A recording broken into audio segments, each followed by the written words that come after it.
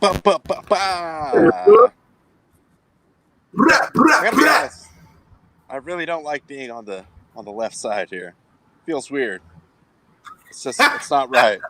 But I did want to bring out the thank you sign one more time. I spent, like at least Yes. probably $4 on this. So trying to get some good mileage out of this for you guys. And of course, how could you spend that money? That's way above our budget. That is way above our budget, Ronnie. We're tapped out. I probably should have told Tyler a little sooner, but it's gonna be tight. We actually have to. We're gonna cut the show off now, midstream. Just done. That's it. Yeah, I gotta save on the light bill, keeping everything plugged in. But thank you guys for joining us. Thank you again to everyone that, well, for one, made it happen to where we got to 10,000 views, and anyone that tuned in for the special, that was awesome. Again, thank you to Bo, Callan, Rich, everyone that's been a part of this show from the beginning. That was a really fun night. Kind of feel like, our going back to the old intros is kind of like, but nope, never again. You'll never see it again. Maybe I'll post That's that. it. It's done. Tyler, how you doing on this Friday? Oh, I'm burning up here. Thankfully we're not in suits and ties tonight because it's actually it's cooled down to 102. It was like 106 earlier, so I think I'm a brisk 102. Get the sweat, get the sweater out here. But nah, man, it's it's all good. Having a good Friday night. Looking forward to going into the weekend. How you doing today? Doing well. Made it out of the bank at a decent hour for a Friday, and it's not 102, but it's pretty damn hot. Got here just in time to get out to the tent and just pretty much sweat the entire time while I was setting this up. Just to give you guys a little inside baseball here, we have the Quarantine Kings fan chugging away. So if you hear that, let me know in the comments or call in, just yell at me, and I'll turn it off. But it's my only recourse right now. And also, for some of you, as you know, I am continuing my campaign against mosquitoes at all times. Yes. Always. That rivalry never dies. No, that's going to go, I'm going to the grave with that. They love to bite me pretty much whenever. But they might actually send you to the grave on that, actually. That's true. That would be the ultimate clapback if I just get, some kind of allergic reaction or something. I think if I was allergic, I would have found out by now, though, because I would definitely, take 25 to 30 bites in a 45-minute period. No problem. Just the next day, it's just like. But just so you know, I did come strapped. I got the Thermacell down there. I got the mosquito bracelet, as you can see. Actually, an Iron Man branded one. I mean, shout out to the estate of Stan Lee, still cashing in on that. Yeah, shout out to Iron Man, too. Friend of the program, Iron Man. Yeah, I was going to say that's a Stark Industries bracelet there. That's what that is. Yeah. Tony Stark himself kind of making that. Secret button that I can press and, do some cool, weird stuff. But one other thing I wanted to touch on before we really get into the meat and potatoes here, going into another super big weekend. This is the third one in a row. I mean, yes, everything's different in the sports world, and we're just going to have to, deal with that for now. Again, college football is probably the most ominous. We don't know what's going to happen. NFL still kind of up in the air, but I feel like they're going to pull that off. College football, though, who knows. But,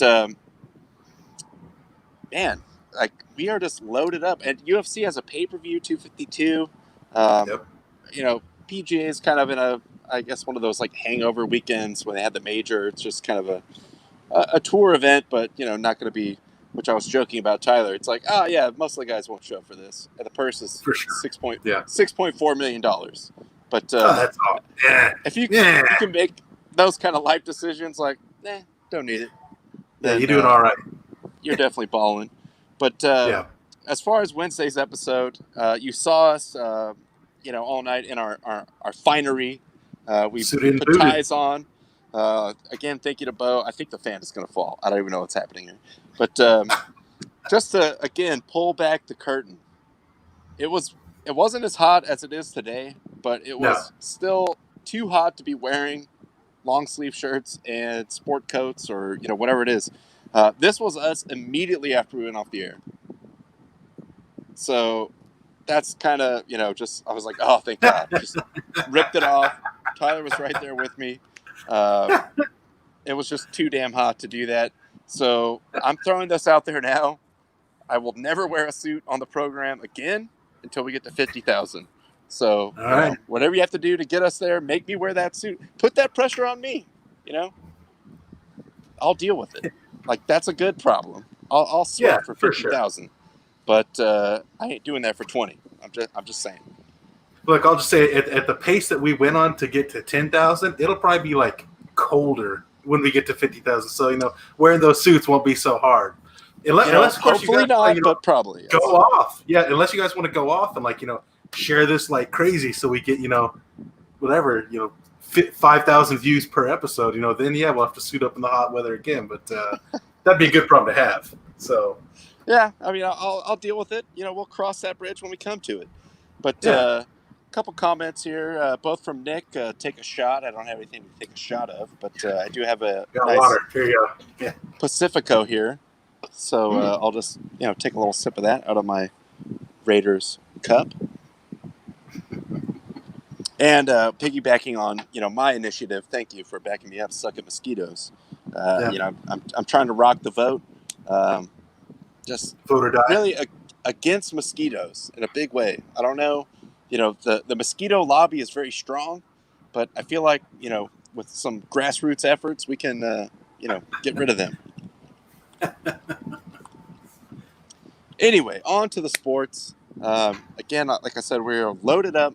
I think the biggest thing that, as far as, sort of things that have shifted at all as we go into this weekend is going to be the NBA playoffs, which now we have mostly a bracket set. Not feeling very confident. You can see I'm wearing the throwback Laker jersey tonight. I don't know where they're at right now. I would assume Portland is going to be that 8 seed. And they are probably one of the hottest teams in the league right now. Dame Lillard is probably the best player in the league at this exact moment in time. Not a good matchup. The Lakers are, I think, the second worst shooting team since they've gone to the bubble. LeBron, who knows? Again, he might just hit that wall. I don't know. We have J.R. Smith, Laker fans. We have J.R. Smith. He will see us through whatever happens here. But I'm really looking forward to the NBA playoffs as a whole. Maybe not so much as a Laker fan, but the NHL playoffs have been great so far. And, the whole bubble thing, like we've said, is working very well. So I think we're going to see some really good games. And, some of the matchup, so many of the teams involved in this are just really strong. Like everyone pretty much, even Lillard originally, when they proposed the bubble, he was like, do we have to go if we don't have a chance? Then they came up with this 8-9 play-in game. And he just, I don't know if it was like a middle finger to, having to go there or whatever, but he, went to a new level. And he was already, one of the best players in the league, but he's gone completely out of his mind hot. And that is a scary matchup for the Lakers. But I think we're going to have a great tournament here. Just looking at, the teams that are in. The Nets are in there. They don't even have Durant and they don't have Kyrie Irving. I think I'm sort of torn on that because everyone's, the thing that's being thrown out about the Nets is just imagine if this team had Durant and Irving. I think Durant, yes, obviously he's one of the probably top 3 players on earth right now, but still, when he can play. Irving, though, I don't know. I feel like the Celtics kind of, the young guard that they have there, where they just sort of like blossomed. You have Tatum and guys like that. They sort of took off when Irving wasn't there. So I don't know if that's going to mess them up. We're talking down the road next season, but that could be interesting to see. But a lot of teams really just showed up, ready to go. And I'm interested to see how this plays out. I think it's going to be a good tournament. I think it's going to be a really good playoffs. And I will say this, on behalf of my Lakers, if they do manage to win, Like, just look at the path that it would take to get there. I don't think there would be any asterisk involved in that. You have to beat the hottest team in the league, the Blazers. Then you play the Rockets. That's your prize, probably. And then you have to go through the Mavericks, and then you have to, whoever comes out of the East is going to be very good. So I don't really attach an asterisk to this as far as the Lakers are concerned. I don't think they can even get that far, just being completely honest. But I don't know. I'm going to be glued to the TV watching these. Yeah, for sure. I mean, the bubble. You said it. The bubble has just been absolutely amazing. Like if you had to score it on a scale of 1 to 10, I'd give it a 15. Like it's just been that good. Just as far as both gameplay and player safety as well. Just kind of the overall deal. They have absolutely knocked it out of the park. I'll say this for your Lakers. If there's one positive that they have going to this, it's that they haven't played any meaningful games. They've had So if there's two things, one is J.R. Smith. All right. Most importantly is J.R. Smith.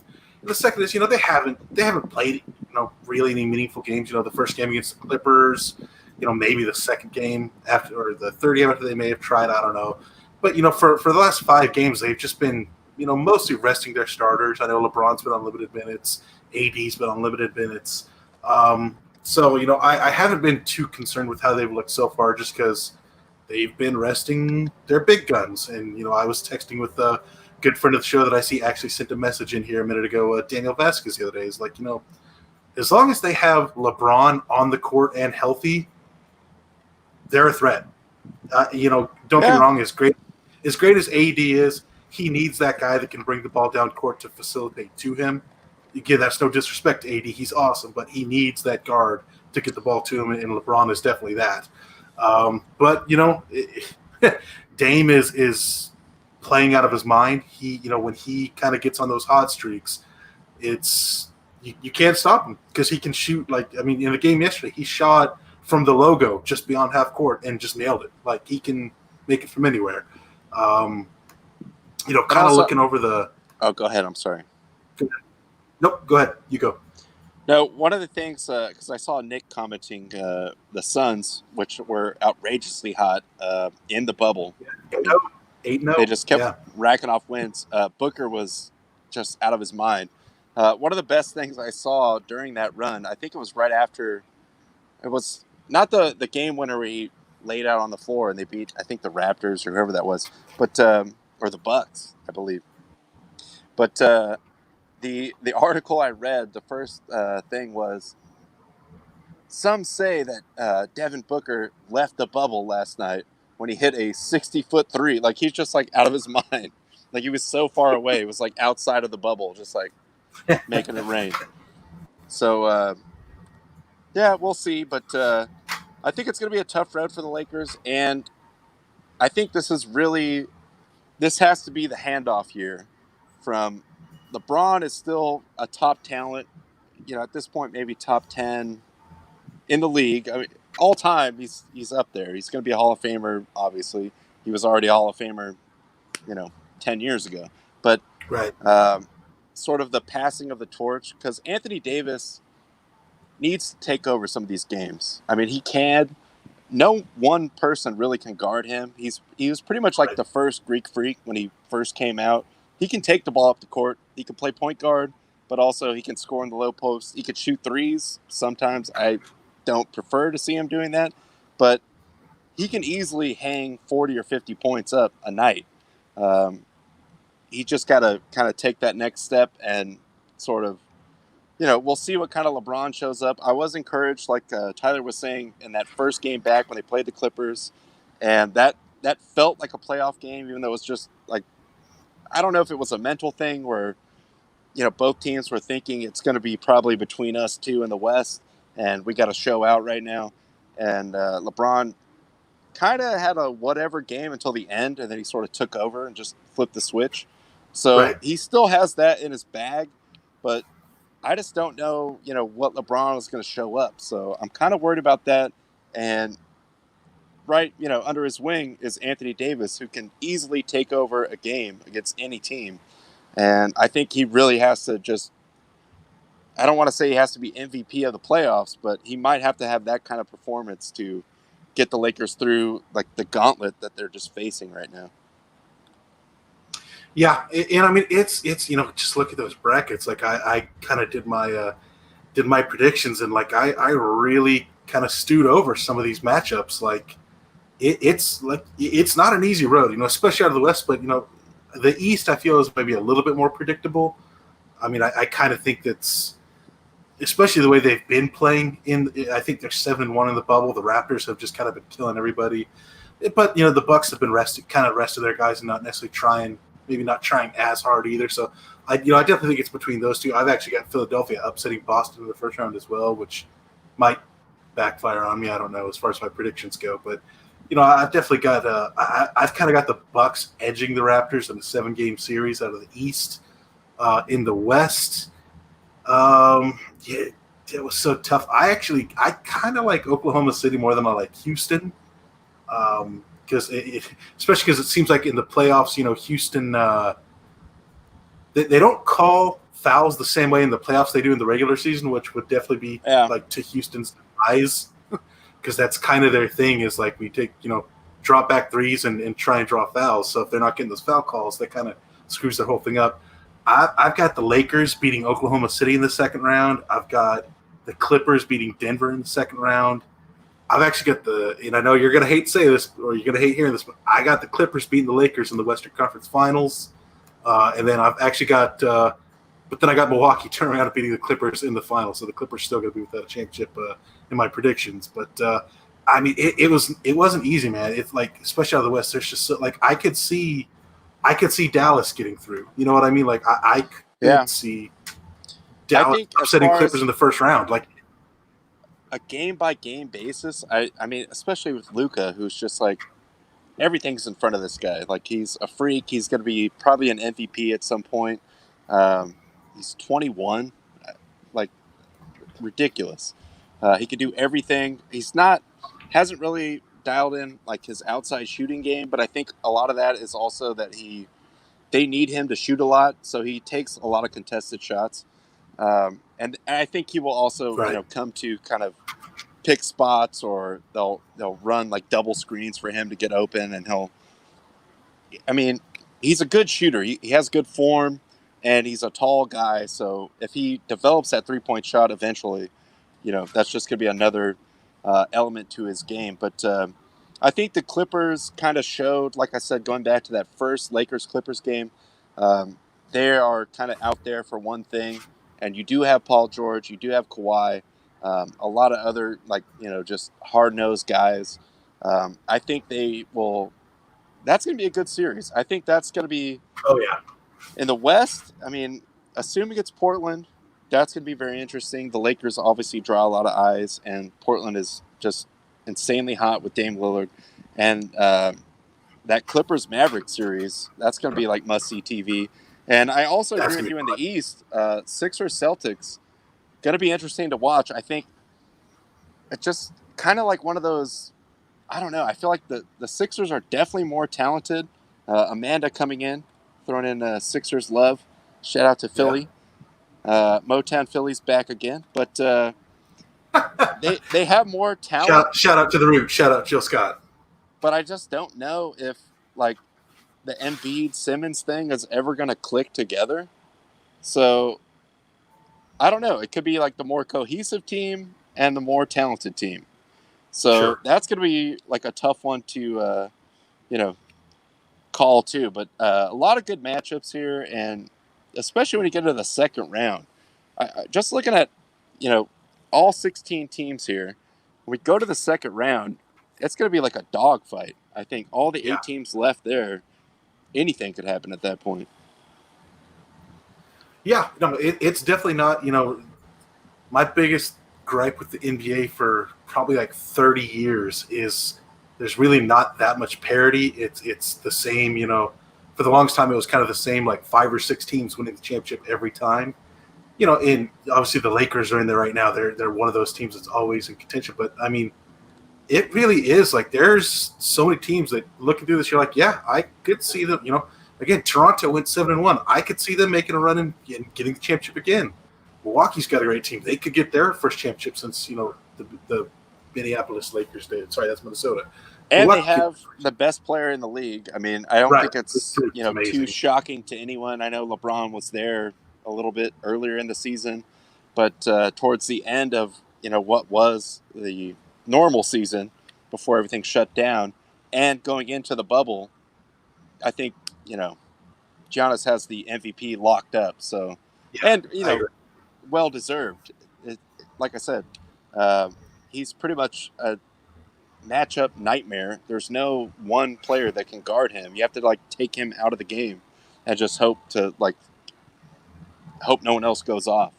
But and super well coached. Same thing with the Raptors too. I mean, there goes the fan. There it goes. And I burst into flames. But I'm gonna have to get that fan back. But the Raptors too. You lose Kawhi, MVP, Finals MVP. And still just a well-run team. Like, they play defense probably better than any team in the East, as a unit. There's a lot of intrigue. Looking at this bracket here, I'm just really excited to watch the NBA playoffs go off. And, like I said, I don't think we're going to have to worry about any kind of outbreaks or anything because the bubble's been very successful. We do have the caveat. There was a Woj bomb a couple days ago just revealing that we are approaching the you can bring someone into the bubble date. That's right. I know they put some little caveats on that.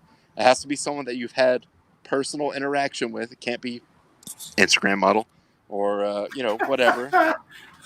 Instagram thirst trap that slides into the bubble. But that could be a wild card, but I even think the NBA is going to handle that. So I think we're just going to see really good basketball. And now that we're in the playoffs, they played most of the regular season anyway. I think we're just going to see, I wouldn't even put an asterisk on this. Baseball, yes, I will. Whoever wins, there's a little bit of an asterisk. It's not even a full season, and everyone gets in the playoffs, all that stuff that goes into it. But I think this is as legitimate of an NBA playoffs as you're going to get, even, bubble or not. Yeah, no, I agree. And, you can make the argument that, because the Suns went 8-0, maybe there should have been some sort of technicality. They should have gotten that spot. But I would just go back and argue, don't suck at the beginning of the season, and then you won't have to worry about missing out despite going 8-0 at the end of the season. But no, I'd agree. I mean, of course, I've said from the beginning, I'm not going to put an asterisk on the baseball one either, unless, there's this whole weird thing of maybe if the Cardinals make the playoffs only playing 10 games, then, we can put an asterisk on that. Then I'll say yes, but I will definitely not put an asterisk on this one. This has been really well done. I mean, my absolute hats off to the NBA for just absolutely handling this whole situation perfectly and still putting out a very exciting product. The playoffs are going to be just an absolute blast coming up starting next week. Actually, starting Saturday with the first play-in game between Memphis and the Blazers. And if Memphis wins that one, they play again on Sunday. Winner of that game gets the Lakers next week. So should be good. Come on, Memphis. I imagine Daniel's backing me up. Just have to win 2 back-to-back. But even you don't believe it, Daniel. Come on. In your heart of hearts, search your feelings. You know it to be true. And just a couple other comments on the bubble. Jaime, NBA games need to play in that House of Mouse bubble from now on. Had to let that out. Daniel, but they ain't seen Mickey. They ain't seen Mickey out there. I ain't seen him. Lemon Pepper Lou. I like that one. And Daniel again. OKC over Houston, calling my shot. But I feel like it's just more, wishful thinking. It's a 4-5 series, though. It's a 4-5 series. It's a 4-5, but I agree with Oklahoma City having the juice there. See, I agree with him. I'm taking Oklahoma City in that one. Like I said, only because they changed the way they call fouls in the playoffs, and that will be to Houston's detriment, I think. I mean, the one thing, too, that will be different, like I said, I'm completely team no asterisk on this because the teams that are in are very good. There is no home court advantage. you don't. I mean, also it's going to be weird that the Spurs aren't in. That it's like 20 whatever years that they haven't missed the playoffs, and now they're not in. But just having to go on the road and do the whatever it is 2-3-2 or however they do the normal format. Right. But I still think that's going to be a good gauntlet for anyone that gets through. And, definitely. Let's see. Play in for the. I don't know. That's an interesting thought, Nick. They might. I think there's a lot of things in all sports that's gonna maybe get looked at more, even after we get out of this like bubble quarantine world. And they might. It's definitely more TV money. If you do, NCAA tournament went to that first round. That was kind of like, the first four. Yeah, it's kind of like a letdown, but you still want a little taste. Like, the tournament's on. I don't know. I mean, I don't think they will, only because in a normal season, everybody plays the equal 82 games with no break, nothing like that. Like, this was definitely kind of the exception because not everybody has the same amount of games after the 8 games. So yeah. I don't. I mean, they could do it because, like you said, I mean, it'll draw money. Cash rules everything around me. Wu-Tang said it best. So if the NBA can make money off of it, I'm sure they'll do it, and I don't blame them. But I don't see them doing it going forward if we can go back to a normal 82-game regular season. Yeah, I mean, it's something they probably will look at, especially how the ratings go, over the weekend. Well, I mean, if they just blow everything away, they'll be like, hey, we're doing this all the time. But for sure. I just think we're really looking at a great tournament here, and definitely tune into that this weekend. One other thing I wanted to swerve over to real quick, because I think we had Jaime pop this in the comments. Sucks that Barca lost, but Barca, but Bayern is so winning it all. Well, I mean, I would like to see Bayern win, but wow, Barcelona.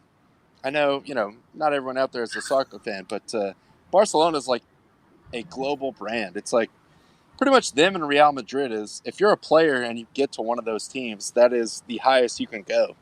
Right. And then, occasionally you'll see like a Ronaldo, fat Ronaldo, the original, the one true Ronaldo, OG Ronaldo, yes, play for both. I mean, that is the pinnacle. So to see a team like that go out 8-2, whoa, that was pretty incredible.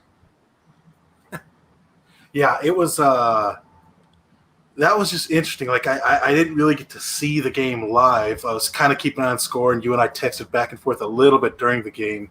I mean, I thought it was bad enough. At one point in time they were down 6-2, which is already embarrassing enough. And then Felipe Coutinho comes out, who was on Barcelona at the start of last year's soccer season, got loaned over to Bayern, and then within 10 minutes, he scores 2 goals on his team. So, I mean, it's, I guess to kind of put it away that like American fans might get it if you don't follow soccer. Like picture, like the Yankees or the Cowboys. They have this huge fan base all across America. No matter where you go, you're going to find those fans.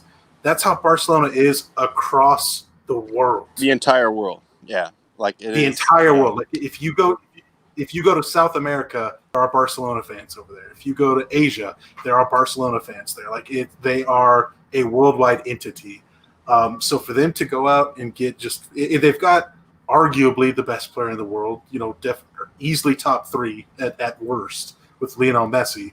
And they just got there. They just get flat out destroyed by Bayern, who, please don't take this the wrong way. They're no slouch. They're easily a top 6, 7 club in the world, maybe top 5. Oh, yeah, I mean, just how you want to say it. In the top 5. Yeah, but I mean, to lose 8-2 is just unheard of. Like there's, tomorrow there's another Champions League game where Lyon is definitely the big underdog against Man City. I would not expect Lyon to lose 8-2, so I would never expect Barcelona to lose 8-2 to anybody. So it's it was ugly. It was an absolute ugly show. In fact, they fired their manager right after the game.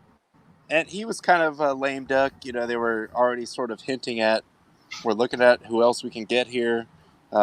a little bit questionable not starting Griezmann. I don't know whatever the thinking was behind that, but I saw some guys sort of just like giving up or just not like whatever. We're just going through the motions out here, but like Tyler said, Barcelona is a worldwide brand. I wouldn't say I'm a Barcelona supporter by any means, but I respect like the tradition and everything they've done there. It is, like I said, the pinnacle. Like if you're a soccer player and you make it into the Barcelona starting team, that's probably like the highest you can go. Yeah. Yeah. So it's definitely like people worldwide just probably crying about seeing them lose 8-2. And even the first goal was an own goal. Like that, Bayern just gave that one up. So that is like, again, trying to give some context to that. That's pretty shocking to see Barcelona just like, the only thing I could really equate that to, and not even the same though, because in the World Cup where Germany just rolled over, ironically Germany again, Brazil, and just like completely just like stepped on their neck and just killed them. And you could see, Brazilian players just quitting on the field in Brazil, in Rio de Janeiro. But you don't really see that from a Barcelona. So that is pretty shocking, I would have to say. And one thing I did see, this was on Twitter. Let me take the comment down there. Sorry, Jaime. This was Luis Suarez heat map in the first half. All action in the center circle. But wow, that's not ideal. Not ideal.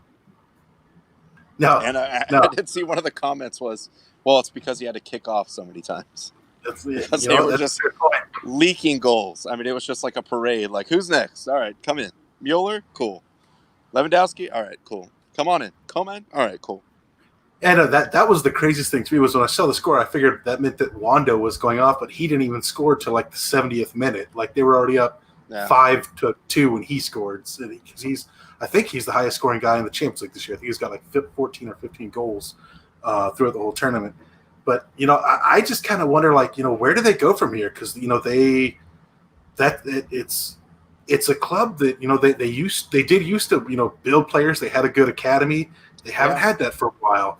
I mean, obviously they can go out and buy whoever they want, but there's just something wrong, and it has more to do with just the people on the field. There's something wrong with the organization. I know I was reading that, Messi has said, like, look, you take it for what it's worth. I don't know the validity of the sources here, but there was some stuff, on Twitter online saying, Messi said, like, look, if there's not massive changes, I'm out of here. And I also want to wear. He's coming to MLS. Woo! Hey, why not? Houston Dynamo, get ready for your new star. Look, I don't think he's going to go to. I don't think he's going to go to the Premier League because I think that's a little bit too physical of a league. Not that I have any issue with Messi or calling him a diver or anything, but I think that's maybe too physical a league. Maybe he goes and joins Ronaldo in Juventus. That would be interesting to say the least. Messi and Ronaldo on the same team. I feel like Ronaldo is 1 foot out the door. Also, he kind of is too. Yeah. Could see him go to PSG, which I could see that would further cement PSG's legacy as just the ultimate. We have all the money. Them Neymar, Mbappe, like that would just be that'd be a ridiculous lineup. But then where do you play him? I don't know. Ronaldo's going to get mad if he doesn't get enough touches. Somebody's got to be a super sub on that team, I guess. But I really don't know where this goes for Barcelona. And off the top of my head, are any of the La Liga teams left in Champions League, or are we going to have I don't think there is. Didn't Atletico lose? Atletico lost to Leipzig, and there are no Spanish teams. Wow, that's crazy. We haven't had that in a long time. Especially, I mean, if you're talking to, let's say even the top three, obviously it's, Real Madrid, Barcelona, always up there. And then Atletico Madrid. Atletico, still a very well-off, and, I wouldn't even say they're like the punchy underdog because they do have a lot of money and they're always there. But this is kind of a slap in the face for Spanish league for sure. And going back to some of the comments here, first of all, I want to hit this one. Nick coming in, Wu-Tang Clan. Ain't nothing to fuck with. Hey, we don't want to get sued here. Clan. So we don't want to get sued. Are you saying Wu-Tang Clan? Wu-Tang Clan? All right, I appreciate the effort. Clan. Yes. And Jaime, just kind of going through all the feelings. It was atrocious. the family dining in at work were laughing at me. Oh, ouch. Suarez seriously wants out. It did seem like he was just kind of like out there just because he had to be. I didn't really see him really making any extra effort on anything or, trying to win one-on-one duels. Again, to your point, Tyler, Barcelona has always been, one of the best academies, even for guys that never even played for the full setup team. Right. Those guys have gone on to have mega careers just from that level of coaching, being in the youth setup. And again, PSG, Real Madrid light. I'd say that's very fitting. That's fair.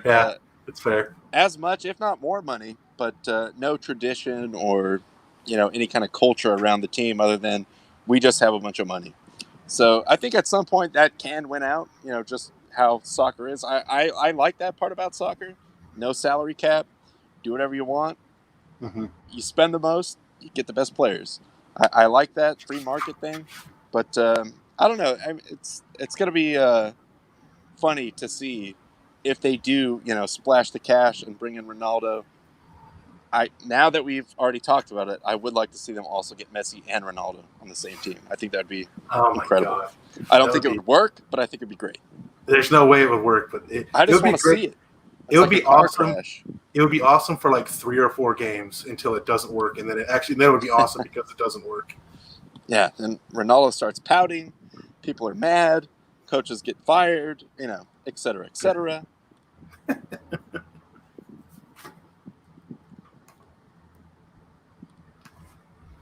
We got about 13 minutes left.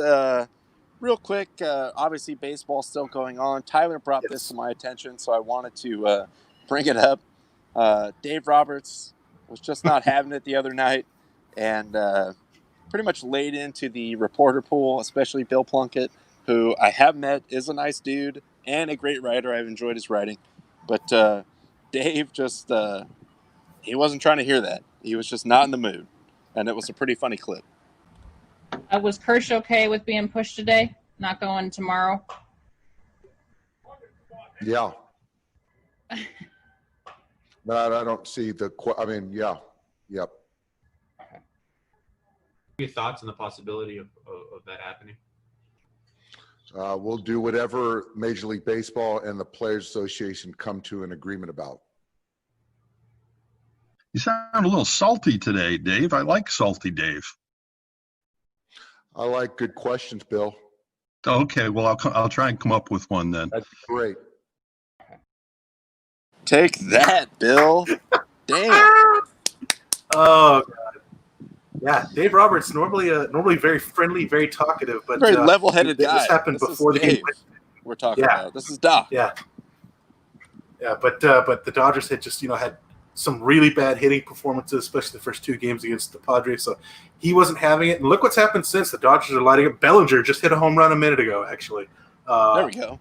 So that ever since he's gone to Salty Doc, the Dodgers bats have shown up. So definitely. I mean, of course, Mookie Betts, that guy, fucking incredible. But so glad. I'm kind of liking Salty Doc. It's pretty great.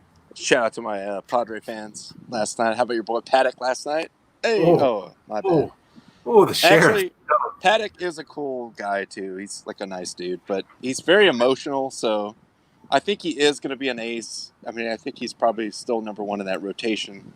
Whatever. Lamette's the guy right now, dude. Lamette's killing it for them. Lamette is strong, and also what's his name, dude? The guy from the Angels they got. Has the mustache. Yeah, he's got a Richards. Great mustache. Yeah, Richards. Yeah. He looks like he's, one of those good pickups, like kind of like we were talking about. What's his name? Spacing out now. Trinan on the Dodgers. Like, hey, take a flyer on this guy. Yeah, he's got a little injury history, maybe not been quite right, but he looks legit. And I still think Paddock is the ace of that staff. I just think he's really young, and he's got to kind of rein in some of the emotions, like at bat to at bat, because there was a couple like post game interviews last year where I was like, I feel bad. Like I don't even care. Like, should I even post this? Like, this guy's going through some things right now. Oh, man. But then, but I like the big persona, the sheriff and all that. He's a really nice guy. Not even, like, rude at all. He's a very humble guy, too. But he takes it very personally when he has a bad game. So I think he'll grow out of that. And I think, he's still going to be a star. But a little bit of, like, Schadenfreude. Happy to see the Dodgers just go off on him last night. Yeah, no, they let him. But Mookie tying the MLB record for most 3 home run games, and he's only 27, which is fucking crazy. So glad to see that the Dodgers have him locked up. We'll be able to hopefully see more of that from him. I'm sure we will. But yeah. Well, we better, because 12 more years. Yeah, right. 12 more years. 12 more years. 12 more years. You got 3 more presidential elections with that guy. Jeez. One thing that never changes, Mookie Betts' contract. There we go, baby. Last thing, we got about 9 minutes here. Oh, what you got? I think we might have been going the same way. UFC. We got to get to the fight, doctor. We must get to the fight, doctor. And as always, these predictions, prognostications, everything, entertainment purposes only. But now, we throw it to the fight, doctor. Ladies and gentlemen, this is the main event of the evening. The heavyweight champion of the world.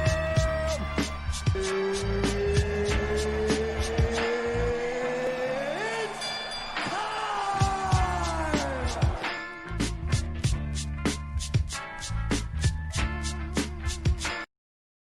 Woo! Fight night, baby.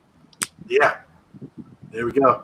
Yeah, we got a big fight coming up tomorrow night. In fact, they're basically just billing the whole pay-per-view list, but I completely get it. Like, heavyweight title fight between Daniel Cormier and the champion Stipe Miocic. This is the 3rd fight in their trilogy. Each guy, one has won a fight, so it's a huge fight. I mean, there's no other way around it. Anytime it's a heavyweight title fight, it's a big deal. But especially when it's the 2 best heavyweights fighting for the 3rd time, trying to even that series out, or take the series, not even them out. But yeah, Miocic, Cormier, going to be the main event.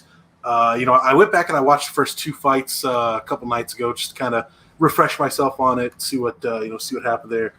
Both fights, Cormier kind of went with this. I call it the mummy strategy, which is just like basically just going with his hands out like this, leaving his head wide open, but trying to get in there on the clinch with Miocic. Because Miocic, hell of a boxer, got a good reach. So Cormier is trying to work on the inside. The first time he was able to get the clinch, caught that short right coming out of the clinch that dropped Miocic. Second fight kind of looked like more of the same the first couple rounds, and then Stipe started throwing some body shots on Cormier, which really kind of messed him up, and you could tell it was hurting him. Finally, once he started throwing low a lot, Cormier started blocking low, and then Miocic caught him high with the big right hook and dropped him.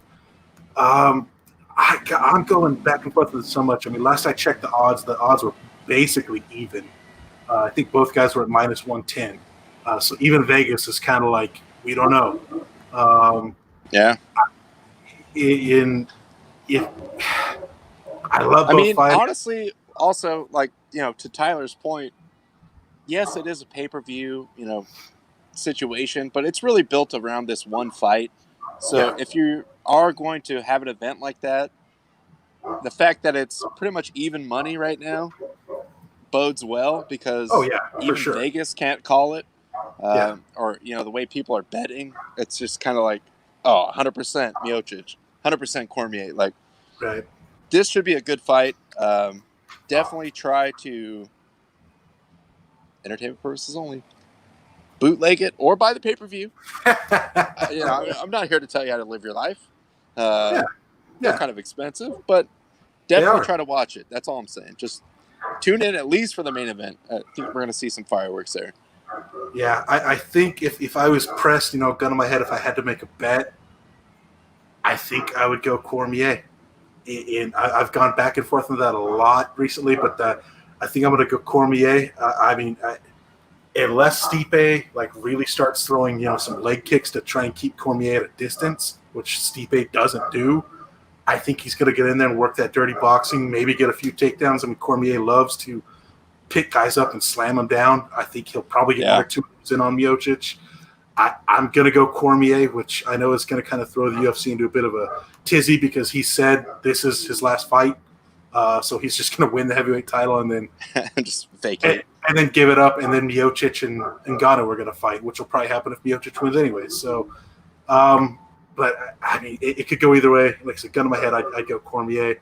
Another fight, the co-main event, which I wasn't overly excited about until I saw some kind of recent trash talking from one of the competitors.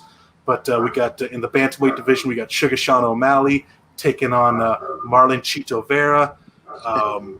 O'Malley, of course, big, exciting, young prospect. He's 12-0, 8 wins by knockout. Just kind of a real colorful guy is a nice way to put it. Vera, good fighter himself, though. He's 15-6. I think he's got like 5 knockouts, 7 submissions. But there was an interview with Vera the other day, kind of asking. They were talking about each guy has some wild colored hair, and they were asking if they asked him if Sean O'Malley's trash talking was getting into his head, and Vera dropped the line with, "My skin is thicker than his mom, so I'm good with that. It's hard to get in my mind." Which, you know what? I don't care how old I am. I love a good mama joke. It's timeless. Come on, can't deny that one. I do think Sean O'Malley's going to win that one. Vera's a talented fighter, but I think the hype behind O'Malley is real. I think O'Malley's probably going to win, maybe second round knockout, again for entertainment purposes only. But I think that'll be a fairly fun fight. And the other one on the main card, a lot of the fights on this card are not overly exciting, but it could still be like a decent card maybe. But there's going to be a heavyweight fight on the main card as well between Junior Dos Santos and Jairzinho Rozenstruik. Just 2 guys that love to knock each other out, which always means one of 2 things. One, this fight is going to be super boring because it's 2 guys respecting each other's power, not doing anything, trying to not get knocked out, or exactly, or they just go in there and just swing on each other, and maybe we'll get like a double knockout. I don't know. Of course, Junior Dos Santos, the former heavyweight champ, he's got something like 15 knockouts in his career. Rozenstruik, I think he's 10-1 with 9 knockouts. He's just coming off a loss to Francis Ngannou, which, hey, no shame in that. And this one, maybe it's just the older fan in me. I'm gonna go Junior Dos Santos. I know he's kind of looking to make one last push at a title run, and if he loses this one, that's probably the last chance he's gonna get at possibly getting a title shot. So I'm gonna go Dos Santos. I think it'll be. I don't think it's going to be a long fight. I think it'll probably end in the first round. I'll take Dos Santos by knockout. I like that. And, even I agree with Tyler with the initial assessment, just kind of looking at the card, especially when it's a pay-per-view, because you already know you have the Cormier fight, Miocic. Like, all right, we can just sell it off that. But, again, with these fight nights and these other events, we've seen exciting fights kind of come out of nowhere where you just weren't expecting it. So, could be some, fireworks there. But, I mean, just like I said, even if they're only really selling it on the main event, this is like one of the main events to really want to watch. It's huge.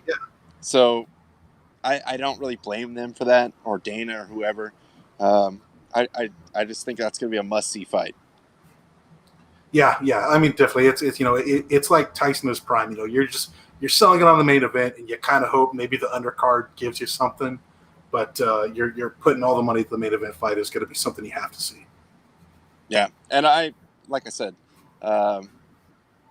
UFC has put themselves in this position too because they've been putting on quality events every weekend at this point, and when they time comes up to do the next actual pay-per-view, you just put out, the star guys. Like, all right, this is the fight that everyone's wanted to see, a trilogy fight, like Tyler said, and hey, more power to them. Like, I'm definitely wanting to watch.